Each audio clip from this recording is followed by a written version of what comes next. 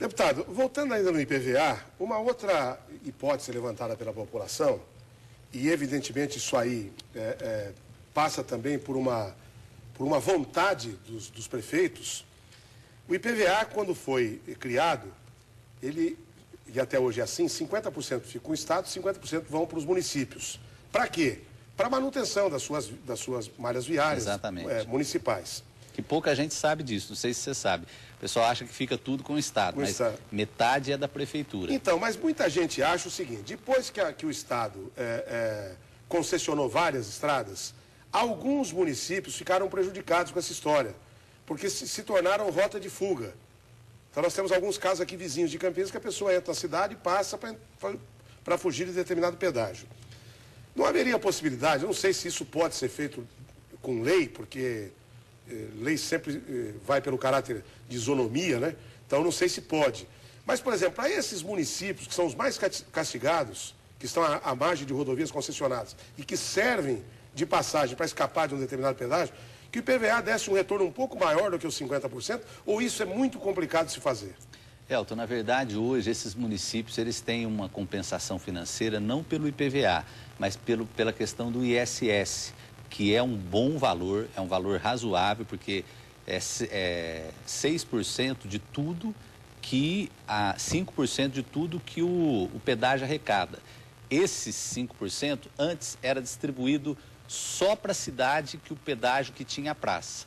Agora ele é distribuído pelos municípios lindeiros à estrada. Então esses municípios hoje já têm uma compensação financeira. Por exemplo, vou citar o caso de Valinhos, que eu sei que o senhor ajuda muito lá o prefeito Marcos. Aliás, vai estar inaugurando uma quadra lá amanhã com uma verba que nós conseguimos. Eu gostaria muito de estar lá, mas vou estar no encontro estadual em São Vicente. Mas vai ter uma inauguração de uma quadra esportiva que o Marcos vai estar fazendo amanhã. Então, mas aí houve repensaram a questão dessa distribuição desse percentual e aí puseram por testada e não a divisão para os municípios, uma divisão igual para os municípios. Então, o que aconteceu? Campinas passou a ter um repasse de CSS muito maior e Valinhos, que tinha um repasse bom, acabou perdendo porque ele ficou com uma testada muito pequena. Aliás, a divisa do município de Valinhos, Vinhedo e Louveira deixa Valinhos muito estreito. Campinas e Vinhedo, né, no caso.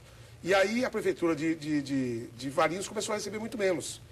Então, antigamente se dividia por igual. E aí Valinhos acabou perdendo porque tem menos esse critério eu acho que pode ser revisto, eu acho que é uma coisa que tem que ser meio em conjunto, né? Porque alguém vai perder para poder o outro ser um pouquinho mais compensado, mas eu acho que pode ser revisto. Agora no IPVA também é interessante, você falou de Valinhos, destacar, por exemplo, uma ação que eu acho que é o próprio Marcos que está fazendo lá em Valinhos, que a pessoa que ela passa o carro para a cidade, ela tem um desconto no IPTU.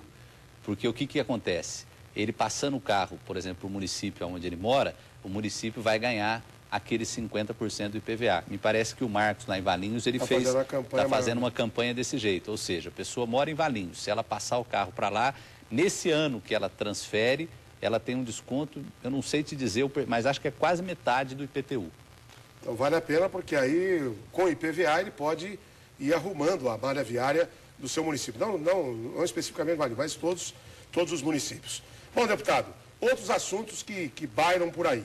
Primeiro, na questão da formação da mesa da Assembleia, dia 15 de março agora, sim, né? Sim. Vai ter a escolha. O senhor é líder do PSB. Qual a possibilidade do PSB ter algum cargo na mesa? Existe essa possibilidade? Ou lá a proporcionalidade manda? Existe sim, Elton. Hoje o PSB ele tem 5 deputados, é uma bancada média. Só para as pessoas compreenderem, não a título assim, é porque é um partido conhecido no Brasil, o PMDB tem 3 deputados, o PSB tem 5. Então é um partido, tem partidos com mais deputados, mas o PSB é um partido de porte médio. E nós estamos trabalhando aí com a expectativa de que tenha assim um espaço na mesa diretora da Assembleia para o PSB. Agora, essa questão da proporcionalidade, ela é sempre mantida na Assembleia? Tem sido sempre assim? Olha, teve uma eleição que não. Teve uma eleição que nós fomos para o embate, fomos para o voto. Foi na eleição do ano de 2005, se não me falha a memória, em que nós conseguimos a vitória por 1 voto de diferença, né? Houve um embate de um grupo de deputados que estavam insatisfeitos, dentre eles eu, né? Eu achava que as coisas na Assembleia não estavam correndo como deveriam correr e nós nos unimos e ganhamos a eleição do outro grupo que era até então um grupo majoritário, por uma diferença, foi um voto mesmo. Se empatasse, o outro candidato era mais velho, ganharia pela questão da idade. Agora, normalmente se segue essa proporção. Dessa vez agora vai se seguir, pelo menos é o que está acordado. O presidente deve ser daqui na nossa região, o deputado Barros Munhoz, indicado pela bancada do PSDB, e o PT deve indicar a primeira e a quarta secretaria. São as duas maiores bancadas. O PSDB tem 23 e o PT 20 deputados.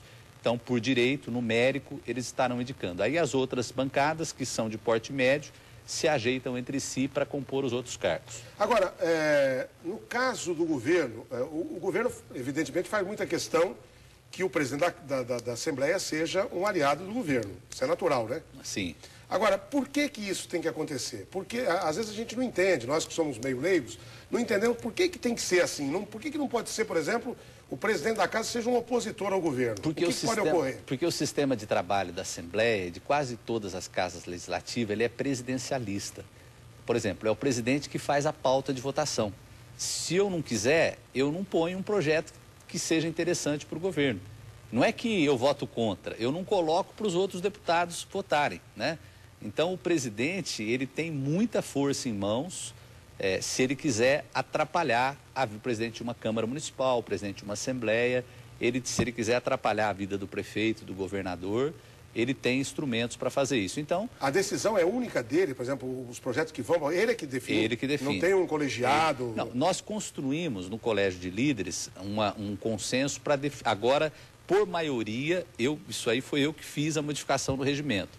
Por maioria dos líderes, se define a pauta ordinária, mas quase todas as matérias de importância, por questão de obstrução de veto, por questão de processual, a sessão ordinária fica travada. Então, as matérias importantes são votadas na sessão extraordinária.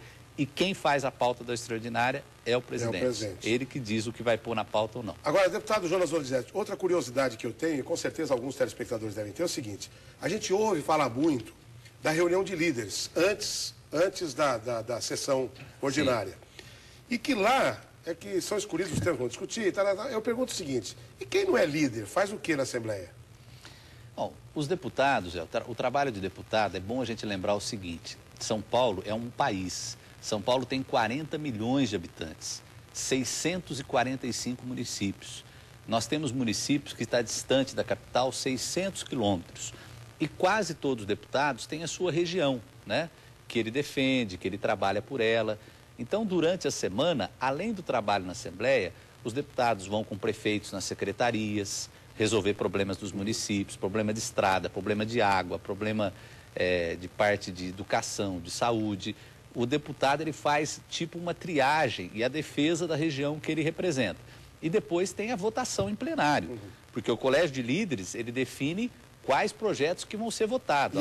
E aí os deputados podem sensibilizar o líder da bancada? Claro, tem um projeto aqui, assim, assim. Claro. E aí o líder leva para a discussão na Claro. O líder é o seguinte: como são 94 deputados, ficaria difícil fazer uma reunião com 94 para ver o que vai votar. Então, desses 94, tira-se 14, que são os 14 partidos que tem na casa. Porque não importa se o partido tem 10, 20, tem um líder. Se ele tiver um só, ou dois, ou um, é um líder também. Mas nessa reunião o voto dele vale tanto quanto do maior partido? Não, é proporcional. O voto do líder vale de acordo com o número de deputados que ele representa. Mas é respeitado, mesmo ele sendo de um partido, às vezes, que é só ele, é respeitada a opinião dele. E aí aqueles representantes definem o que vai ser votado. Muito bem, nós vamos fazer a primeira parada no nosso Notícias em Debate desta tarde. Hoje estamos ao vivo aqui nos estúdios em Campinas, recebendo o nosso deputado estadual da região, Jonas Donizete, do PSB. Se você tiver alguma pergunta, os telefones já estão à disposição. Ligue também durante o intervalo, que é rápido. A gente volta num instante pela TVB, o SBT da nossa região.